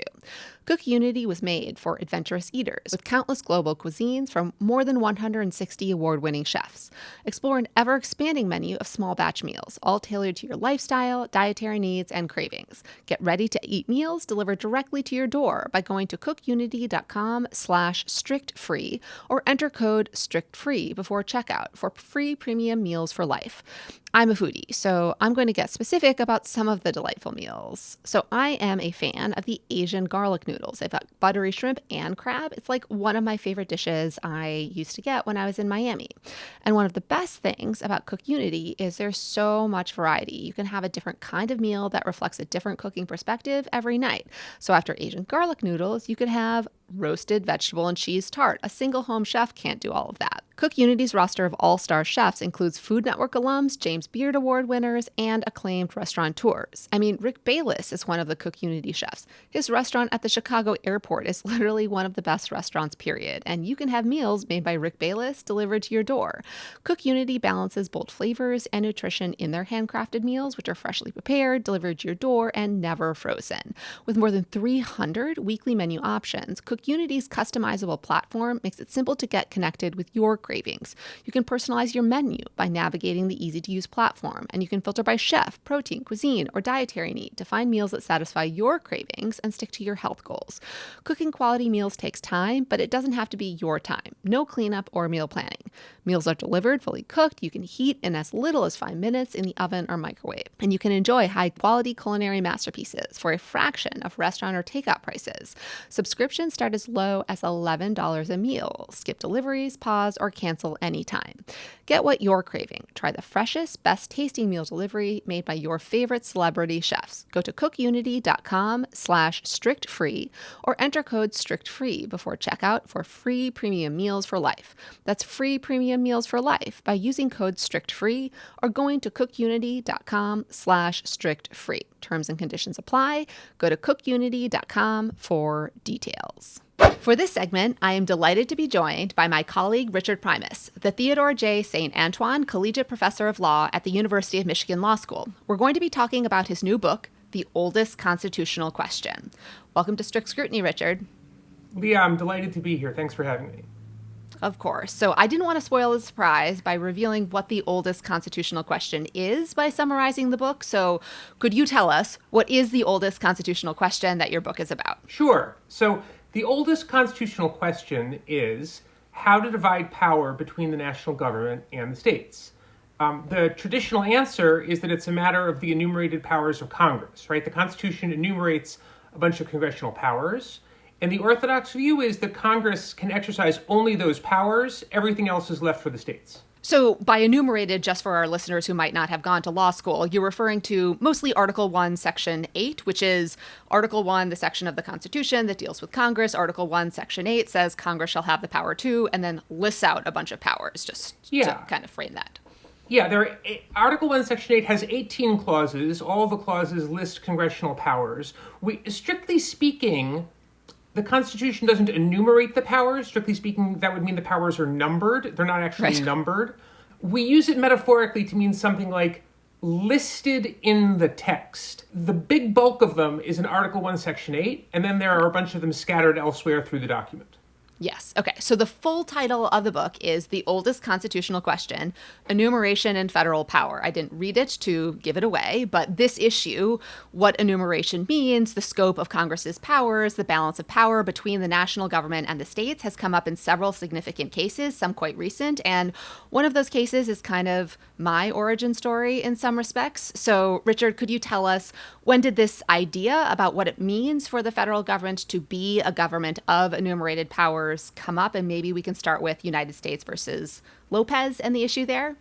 Sure. Lopez is a great place to start, and sometime I'd like to hear how it's your origin story case. Not Lopez. The one we'll talk about next is my story. Okay. So Lopez was a landmark decision in which the Supreme Court struck down the Federal Gun-Free School Zones Act of 1990. That the act prohibited the carrying of firearms within 1,000 feet of the schools, subject to a bunch of exceptions, but basically prohibited the carrying of firearms near schools.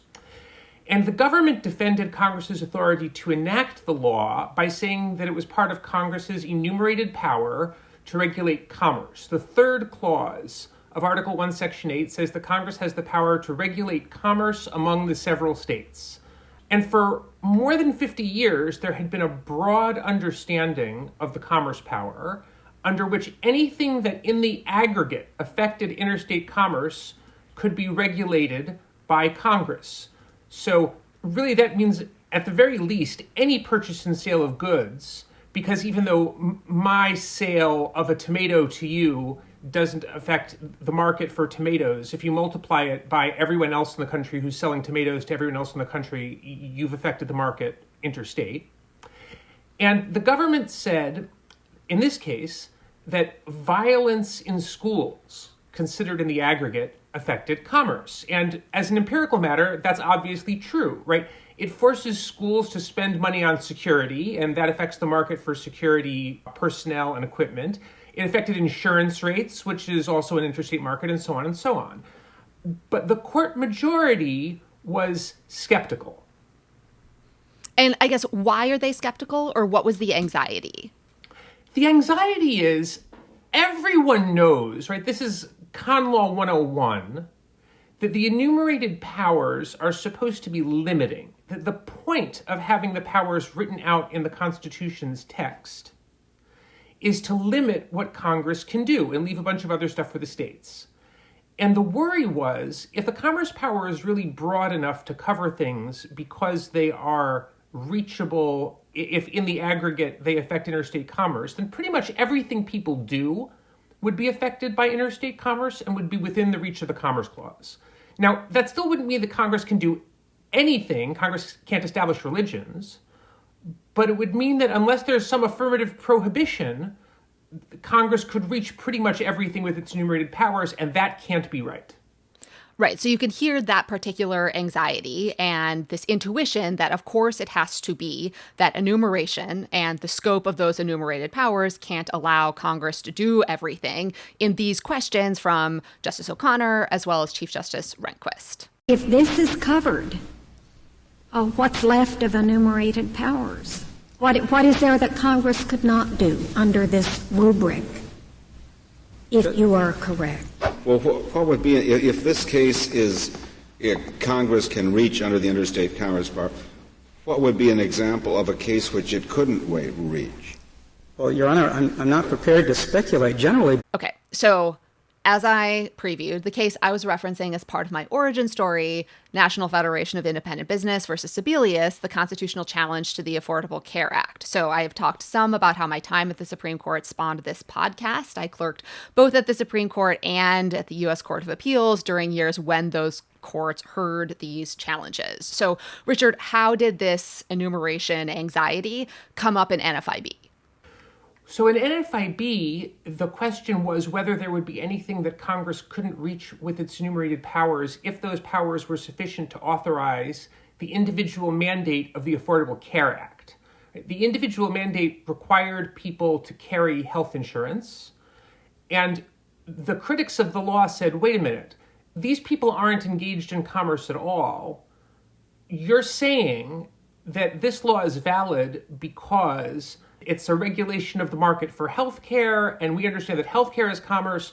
But if you can dragoon people into the market for commerce by telling them that they have to buy something, you could use the commerce power to regulate pretty much anything that people do. It's, again, hard to think of what would be beyond the commerce power categorically if this were permitted. So you can hear that concern reflected in this question from Justice Kennedy. Well, then the question is whether or not there are any limits on the Commerce Clause. Can you identify for us some limits on the Commerce Clause? And then this prospect of the federal government being able to require people to engage in commerce and the implications of that theory was thought to tee up the dreaded broccoli hypothetical, which you can hear Justice Scalia spin out here. Could you define the market? Everybody has to buy food sooner or later. So you define the market as food. Therefore, everybody's in the market. Therefore, you can make people buy broccoli. Okay. So, Richard, you've already alluded to this idea that the fact that it's a list leads people to think, well, the list can't include everything. But why do people think there has to be something that Article 1 or the Commerce Clause in particular or the combined set of Congress's powers doesn't authorize Congress to do? So there's a complicated set of reasons. It's not just one thing. It's a whole way of thinking about the Constitution. And with a tip of the hat to Wisconsin's David Schwartz, we can call this way of thinking enumerationism. right? Enumerationism is not a single proposition. It's a bundle of things that travel together, right? So first is the idea that Congress can only do things that are enumerated. And where that idea comes from is the fact that there is a list, which creates that intuition, and also a traditional understanding of the founding on which the founders were very keen to limit the federal government. They were worried about making a federal government that was too powerful. And so they adopted the mechanism of enumerating the things that Congress could do specifically in order to limit Congress. And there's a canonical origin story here, right, that most of us know, that says that the framers initially did not include a Bill of Rights in the Constitution because they trusted the enumeration of powers to do the necessary limiting work. In fact, they didn't want to include affirmative prohibitions like no laws establishing religions or abridging free speech, because that would give people the wrong idea about the Constitution. The right idea was the limit is built into the fact that Congress is only allowed to do these things. And that origin story, and that sense of what the Constitution is for, and then a bunch of other things built up on top of that, have created this sense that, of course, the enumeration must be limiting. Okay, so now I want to shift to what this account gets wrong. So maybe we can tick through just a few of the different kinds of sources and constitutional argument that you analyze. So can we start with text and structure? I think that's related to this question of what's the point of enumerating congressional powers if not to limit what Congress can do? Yes, because the thesis of the book is that enumerationism is a flawed way of understanding the Constitution. These propositions aren't facts about the Constitution.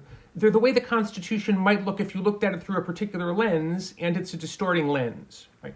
So, for example, the 10th Amendment does a lot of work here. The 10th Amendment says the powers not delegated to the United States are reserved to the states or to the people. This is conventionally read as if it contained the word enumerated, where it contains the word delegated. But it doesn't. The 10th Amendment doesn't say the powers not enumerated in this document are reserved to the states. It says the powers not delegated by the Constitution.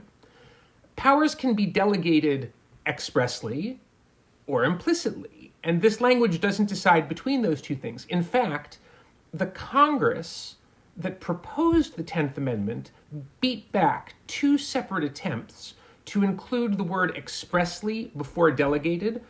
That doesn't tell us that delegated in the 10th Amendment means expressly or implicitly, but it tells us that people at the time understood that it could bear the broader meaning and that Congress rejected the attempt to confine it to the narrower meaning. So although we think of the 10th Amendment conventionally as standing for the proposition that Congress can exercise only its enumerated powers, the text actually doesn't say that. We read it to mean that because we think we know that that's supposed to be the right answer, and the text says something sort of like it, so we make the text say that. Similarly, the opening of Article 1. The vesting clause of Article 1, Section 1, says, all legislative powers herein granted shall be vested in a Congress of the United States. And since the 1990s, there's been a very powerful school of thought that reads that also as confirmation of the idea of enumerationism. People say, look, the Constitution doesn't say Congress has legislative powers. The Constitution speaks of the powers herein granted. That tells us that the only powers Congress can exercise are the ones that are expressly written here. Here's the problem.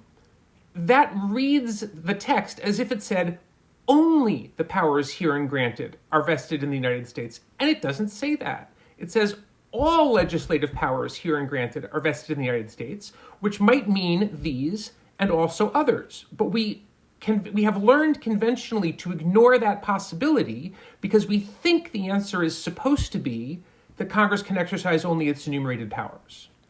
So related to this, we think we know the answer. I kind of wanted to shift to the historical account, which you gestured toward earlier, which is we think that enumeration was a device to constrain a federal government that the framers, ratifiers were concerned would run amok.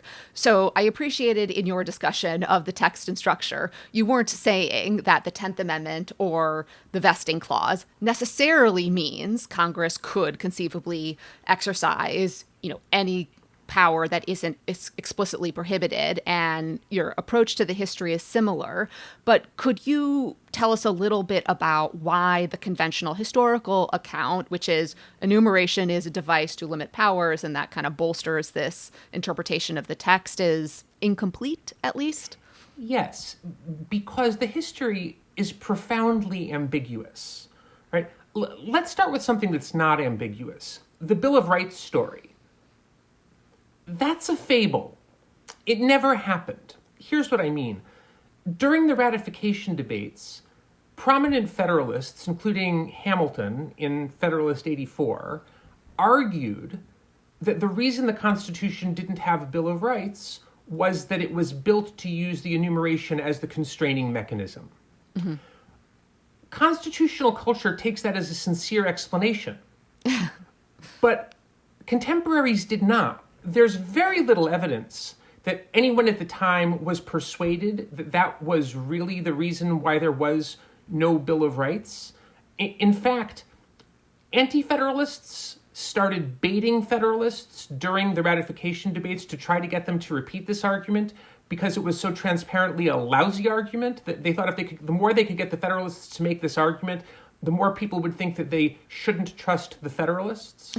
Because the argument made no sense and was understood at the time to make no sense. The Constitution already contained a bunch of prohibitions, right? No Bill of Attainder, no ex post facto law. So it didn't really make sense to say we shouldn't have any affirmative prohibitions. And it was really obvious even at the time that if you were concerned to prevent a government from being too powerful and you were going to limit it by enumerating its powers, you wouldn't give it the power to tax and the power to raise armies, right? That's plenty enough for the national government to be oppressive. So it seems that the Federalists who argued that's why there's no Bill of Rights fooled the future, but not their contemporaries. The better view of the founding goes something like this, I think. The basic problem with the Articles of Confederation was that it produced a government that governed too little, not too much. So they went to Philadelphia to create a stronger national government. And the enumeration, like so much else about the Constitution, was fundamentally a device for making sure that the new government would be powerful enough, right? Think just commonsensically, why would you put a bunch of powers in writing?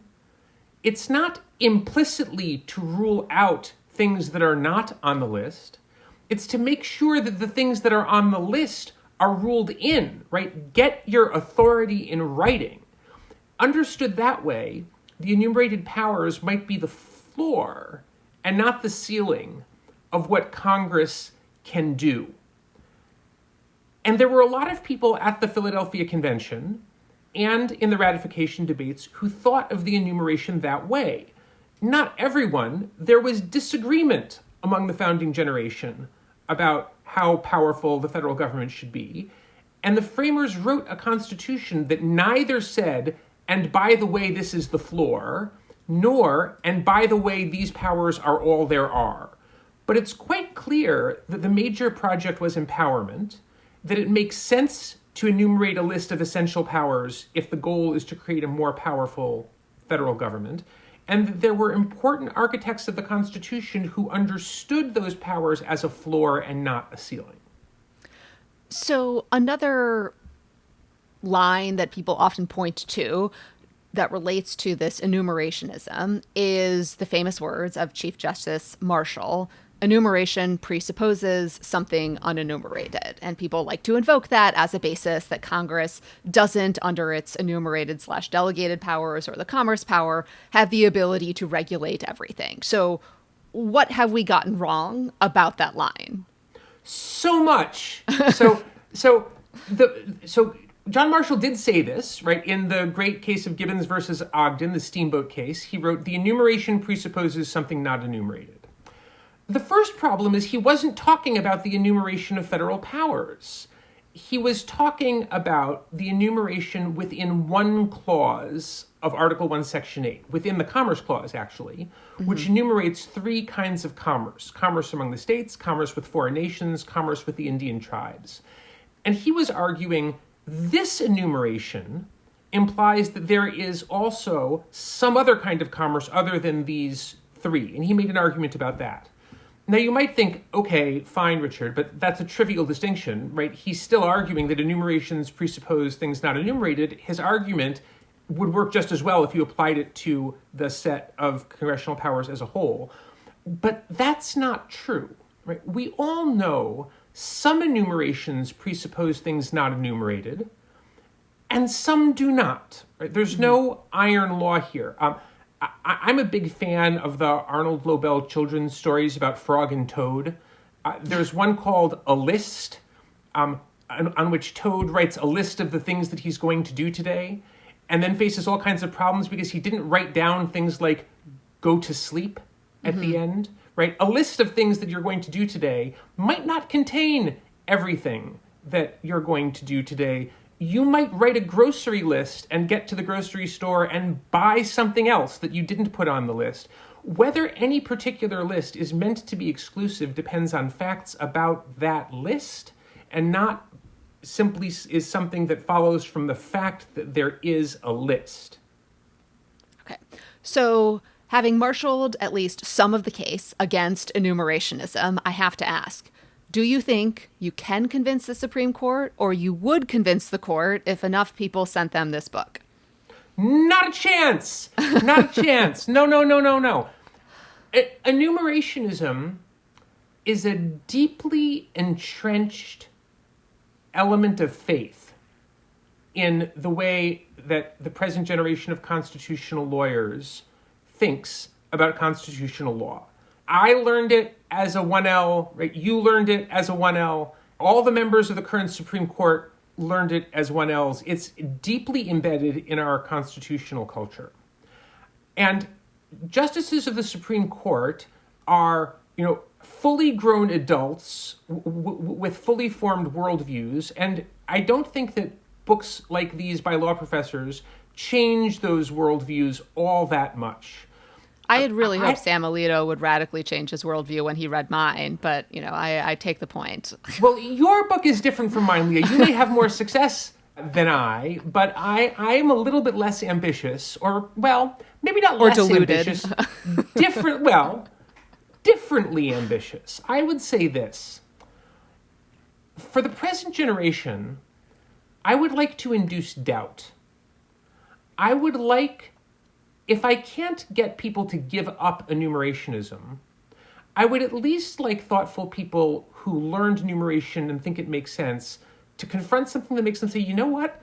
Maybe this isn't the only way of looking at it. Maybe there are limits to this view. And I think that's really important because since I think that enumerationism has the tendency to be destructive, it makes a big difference whether people in power think of enumerationism as a fighting faith that must be upheld at all costs, or something that I kind of think but that I'm willing to balance against other reasonable things because I shouldn't be too sure. And then the larger ambition is for the future. If I can persuade enough people in the present to think of enumerationism as just a lens for thinking about constitutional law rather than the real truth, and as a flawed lens, and that there are better lenses, then maybe the next generation of people who learn constitutional law will think about it differently, and we might get change over time.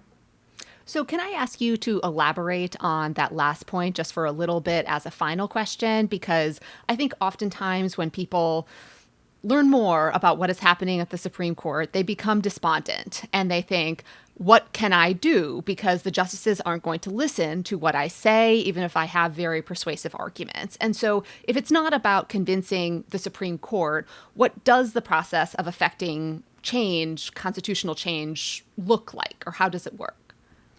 It works over a long term. I mean, believe me, I know the frustration that you're describing. I remember when I clerked at the Supreme Court, several weeks into the term, there was a case that I worked on, and I thought I understood the case really well, and I thought I really understood what the better arguments were, and my side lost the case. And when it was over, I thought, we didn't lose the case because the other side has better arguments. That's not what happened. We just lost the case because there are more of them than there are of us on this issue.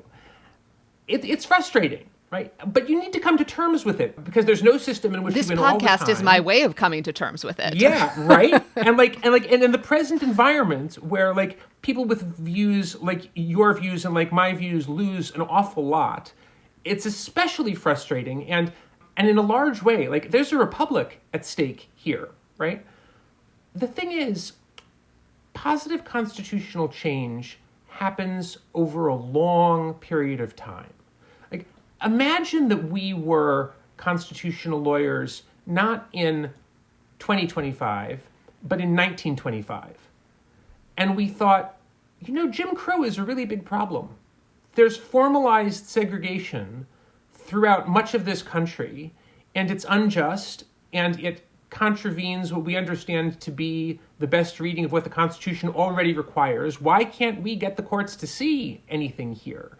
And if we thought in terms of what we can convince people now or next year or even 5 years from now, we would be despondent. Right? Change came. It took 30 to 40 years from that point.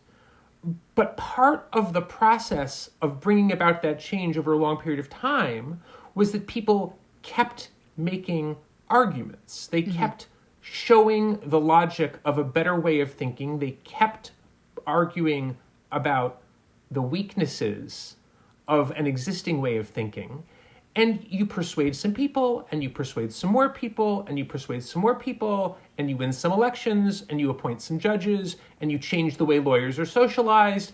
That happens over a long period of time.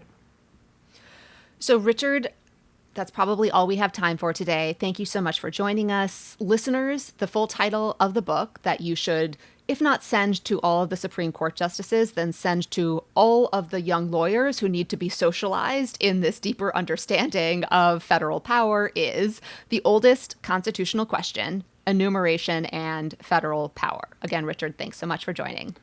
Leah, thanks for having me. Many thanks to Richard Primus and Leah for that really insightful conversation. I know I feel better about the status of the oldest constitutional question, and I hope you do as well. Before we take off, it's time for my favorite segment, Imani. It's called Favorite Things. This is where we review and recommend the books, shows, meals, whatever that brought us joy over the last week. So I want to invite you to give us some of your favorite things, but to give you a moment, since I'm springing this on you at the last minute, I'll go first, so you have some time, okay? Sounds good. All right. So my favorite thing this week was vacation. I'm not going to lie. Vacation is now one of my absolute favorite things. I went to Dubrovnik and Rome, and it was glorious. Dubrovnik is an absolutely gorgeous city, the pearl of the Adriatic, lovely people, beautiful beaches, and Rome. What can you say about the Eternal City? I literally ate my weight in cacio e pepe, and I don't even like pasta. I don't even eat pasta in this country, and I was eating it like it was my job in Rome, and it was truly fantastico. Also, as some of you might know, 2025 is a Jubilee year, which is when Catholics are encouraged to make a pilgrimage to Rome to confess their sins and process through the four holy doors, which are doors of four prominent basilicas in the city of Rome. And so our trip not only coincided with the Jubilee, it coincided with the Jubilee's Youth Week, and Rome was literally flooded with young people, young Catholics from all over the world who were making their pilgrimages, and they were so lovely and warm, and like they would just spontaneously burst into song. It was like the Von Trapps were everywhere. They just like start singing, and they would occupy different parts of the city depending on what country they were from. So all of the Spaniards and the Portuguese would be at the Spanish Steps, and they'd be singing these Spanish songs. I mean, it was just really lovely, and they were fantastic, and the energy was really great, and the weather was fantastic. And while I was gone on this vacation, I managed to read some books, no opinions. The first book I read was Tom Lake by Patchett, and Just going to say, this was a recommendation from Justice Elena Kagan, not to me personally. I don't have a personal relationship in that way with her. She made this recommendation at her 2024 address at the Ninth Circuit Judicial Conference, and she specifically recommended that the audience listen to the Tom Lake audiobook, which is read by Meryl Streep. So I took her advice. I did download the audiobook and I listened to it. It was really good. Meryl Streep was wonderful. But on this vacation, I happened to come across an actual physical copy of the book Tom Lake, and I just started reading it. And even though I know the story, I thought the book was even better than the audiobook. It was just so beautifully written. The characters were memorable. I almost felt like maybe my voice was better than Meryl Streep, at least in my own head. Sometimes that happens. And the book is truly first rate, highly recommend. I also read The Midnight Library by Matt Haig, which was a recommendation from some of you listeners, and it was a great recommendation. Really wonderful, thought-provoking, and engaging, even on vacation. And now that I'm back in the country, I'm back to reading all of the papers and the news, as you saw from this long-ass episode of news. And I want to recommend two pieces from the New York Times. The first is Yale law professor Justin Driver's review of William Chatterton Wilson's recent book, The Summer of Our Discontent, which considers the cultural impact of the George Floyd killing in the summer of 2020. Driver's review is titled How the George Floyd Protests Changed America for Better and Worse, and it is sharp, critical, and unsparing in its account of the many things that Driver thinks that Wilson overlooked. And I'll just say, I think Justin Driver is a terrific writer, an amazing wordsmith, and this review makes that so clear. I will be using the phrase drive-by opprobria as often as I can going forward in the next couple of weeks, so be prepared for that.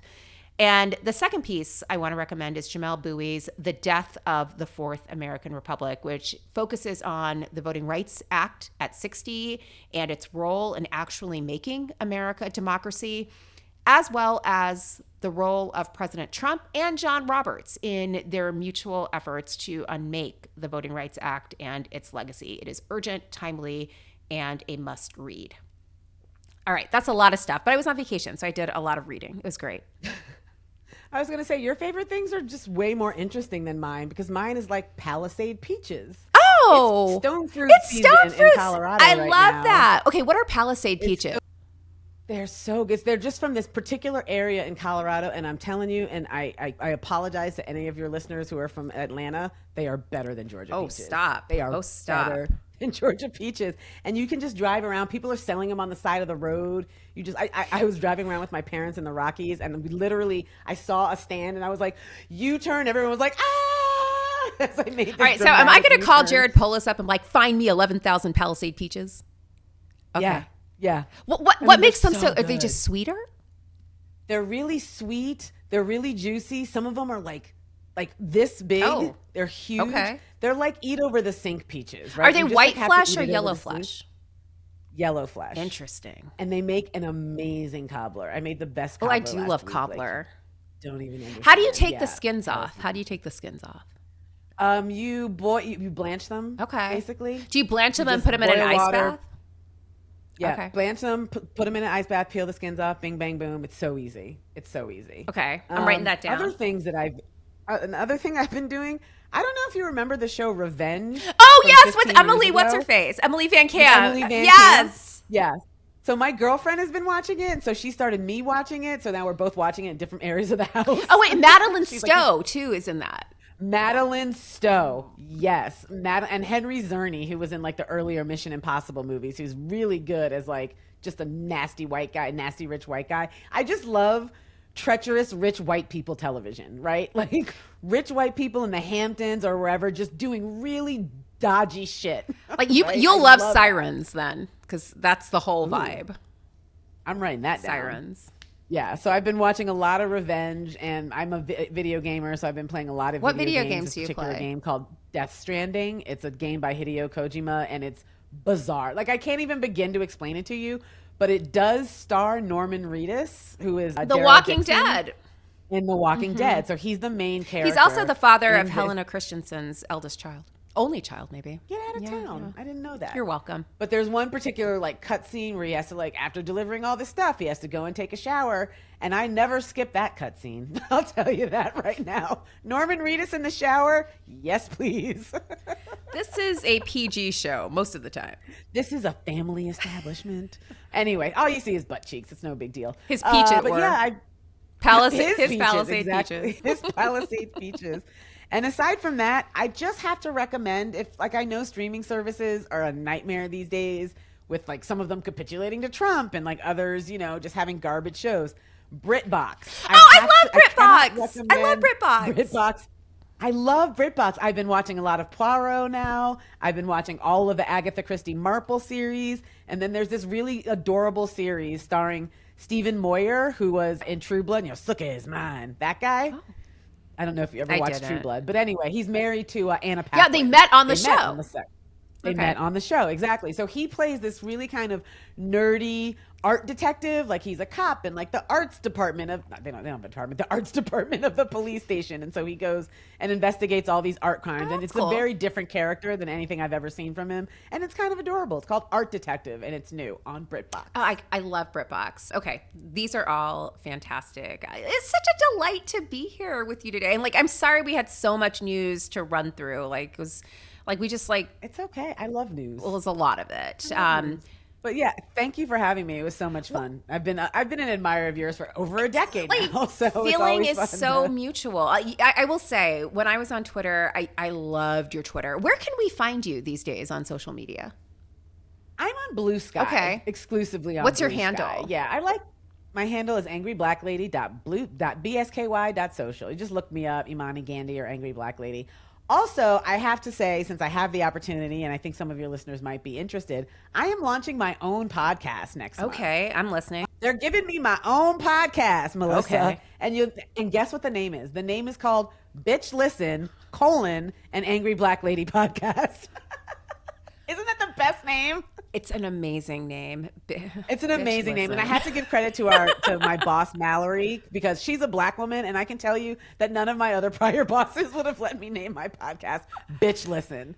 So it's going to be great. I'm hoping to have you on at some point. It's going to be mostly an interview show about reproductive justice, about, Black family surveillance, about criminalization of pregnancy, about me and my life. My first guest is going to be Francesca Ramsey. We're going to talk about being late stage queers. So that's going to be fun. And I'm just really looking forward to it. So Bitch Listen, it launches September the 25th, I believe. And I hope your listeners will give me a chance to see if I can do this thing on my own. Bitch Listen's coming. Exactly. Bitch Listen. Bitches Listen. Bitch Listen is coming up. I'll say it again. Bitches Listen. Bitch Listen is coming up. Coming your way on September 25th. That is Imani Gandy of the Rewire News Group and the co-host of Boom, Lawyered, and the upcoming solo host of Bitch Listen. Yep. Thanks so much for joining us today.